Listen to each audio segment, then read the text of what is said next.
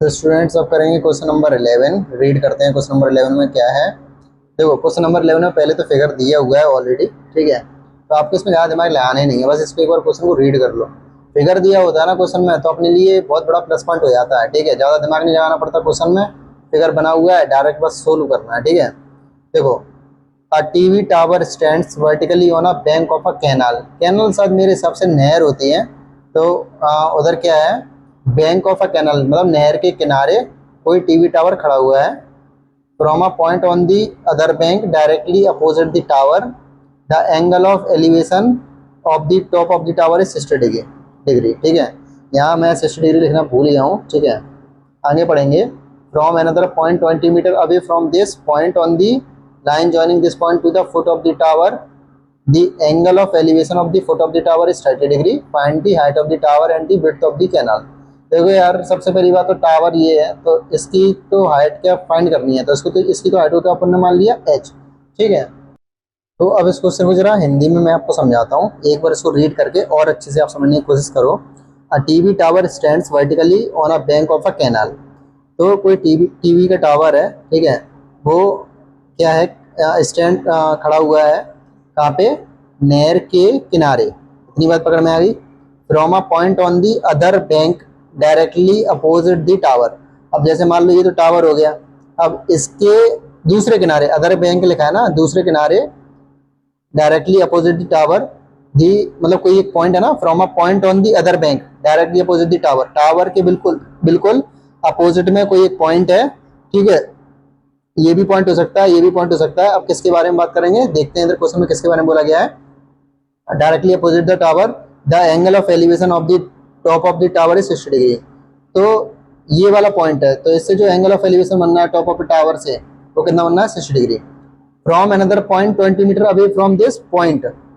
तो 20 मीटर की दूरी पर, इस पॉइंट से 20 मीटर की दूरी पर, ठीक है, 20 मीटर की दूरी पर कहाँ गया, from another point 20 metre away from this point on the line joining this point to the foot of the tower, the angle of elevation of the top of the tower is 30 degree. तो इस point से top of the tower के जो angle बनना है वो कितना बनना है, 30 डिग्री।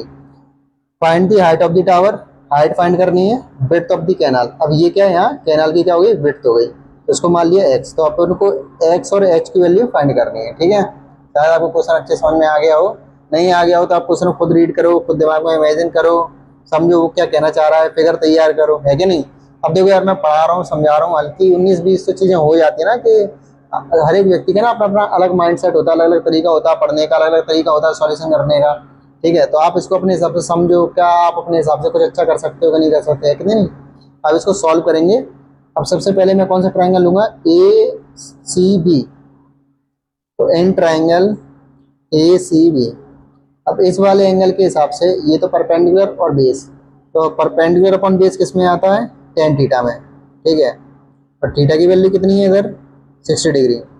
परपेंडिकुलर कितना हो गया h, बेस कितना हो गया x, टेन 60 डिग्री की वैल्यू कितनी है, होती है √3 होती है। तो h upon x, cross multiply करोगे तो √3 x इक्वल टू एच, ठीक है।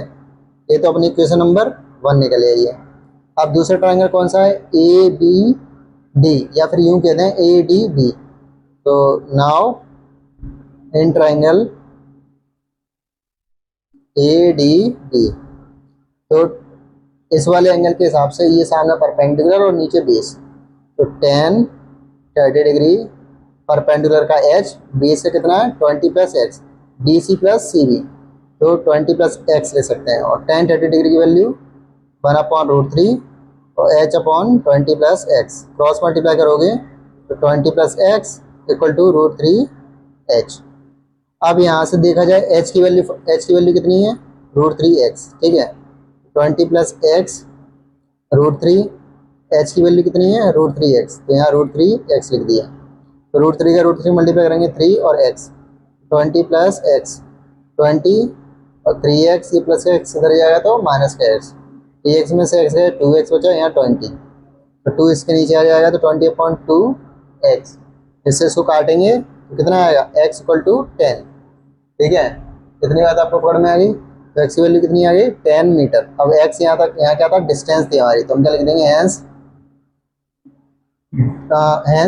Width of canal is 10 metre. Now अब x की वैल्यू हमें कितनी मिल गई है, 10 मीटर।